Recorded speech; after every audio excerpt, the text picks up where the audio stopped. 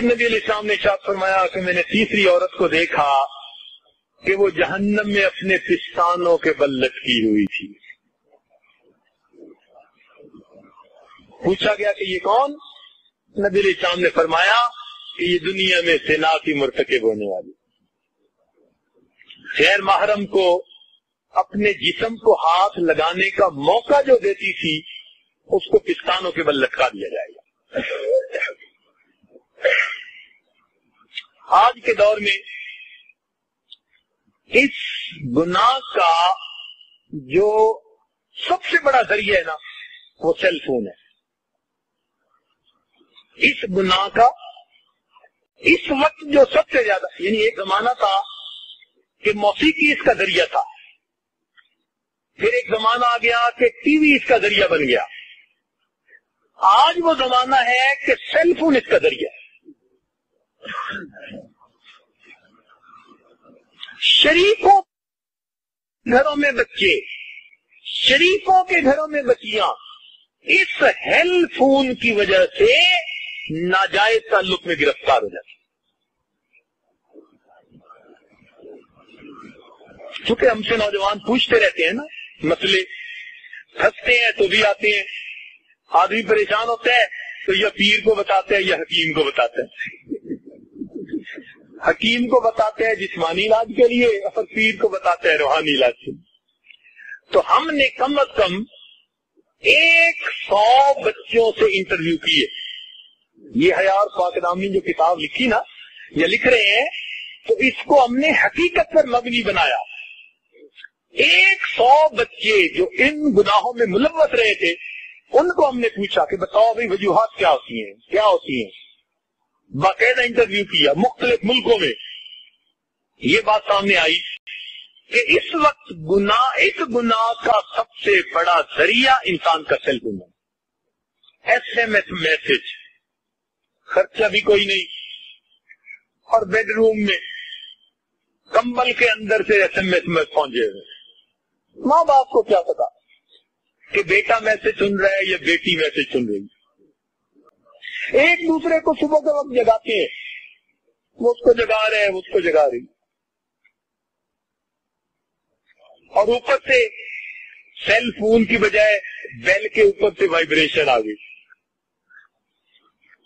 ایک مصیبت کہ اگر ہے بھی صحیح کسی کے پاس تو ساتھ والے کو پتہ نہیں. وہ بس جیسے دل دھڑکتا ہے نا وہ دل ہی دھڑکتا ہے.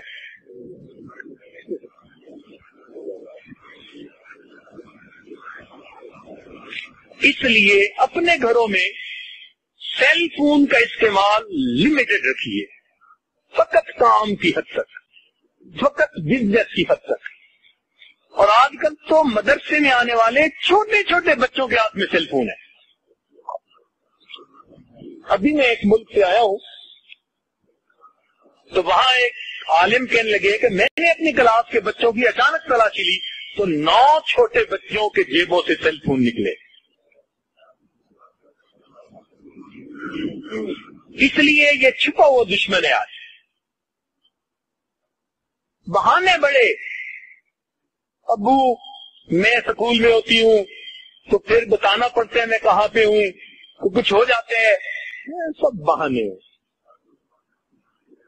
سب جھوٹ ہے، مقصد کوئی اور ہوتا ہے. تو کوئی ضرورت نہیں نئے نئے ماڈل کے فون لے کے دینے کی. اور ہمارے سامنے کوئی ایسے کیس آئے کہ جو بد کردار نوجوان ہوتے ہیں وہ خود سیل فون لے کے اس بچی تک پہنچا دیتے. ماں باپ کو پتہ ہی نہیں ہوتا کہ سیل فون ہے یا نہیں، اس کے ہاتھ میں پہنچا ہوا ہوتا ہے، بل بھی کوئی پے کر رہا ہوتا ہے.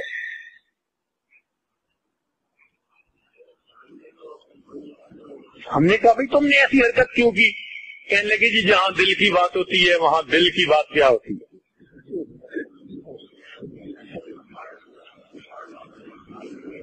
2 مہینے پہلے ایک ملک کا سفر کر کے میں آیا. اس ملک میں ایک باپردہ بچی نے سیل فون کے ذریعے کسی نوجوان کے ساتھ اتنا تعلق بڑھایا کہ خفیہ نکاح کر لیا. 3 سال تک ماں باپ کو پتہ نہیں چلا. اور لڑکے لڑکی کا نکاح, اور یہ پردہ دار بچی ہے اور نیکوکار گھرانے کی بچی ہے.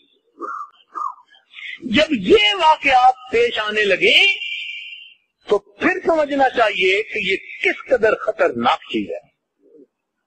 اس لیے اس کو میں ہیل خون کہتا ہوں.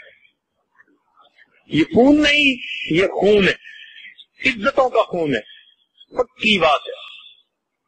اس لیے اس کا دشمن بن جائیے اور اس کو بس مقصد کے لیے استعمال کیجیے, اپنے بزنس کے لیے.